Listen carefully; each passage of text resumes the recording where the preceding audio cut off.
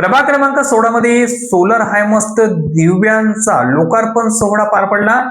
यवतमाळ शहरातील प्रभाग क्रमांक 16 मध्ये नागरिकांच्या सुरक्षितेसह परिसरातील प्रकाश व्यवस्था मजबूत करण्याच्या उद्देशाने रविवारी 28 जून रोजी तब्बल 11 सोलर हायमस्ट दिवे बसवण्यात आले.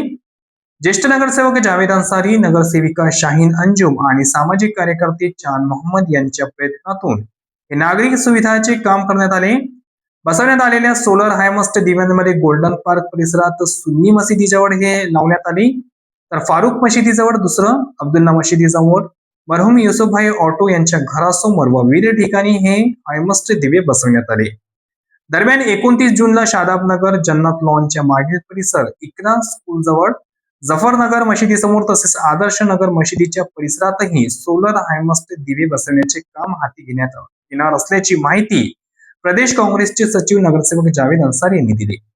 स्थानिक नागरिकांनी या उपक्रमाचे स्वागत करत परिसरातील प्रकाश व्यवस्था सुधारल्याने रात्रीच्या वेळी नागरिकांना मोठा दिलासा मिळणार असल्याची भावना व्यक्त केली.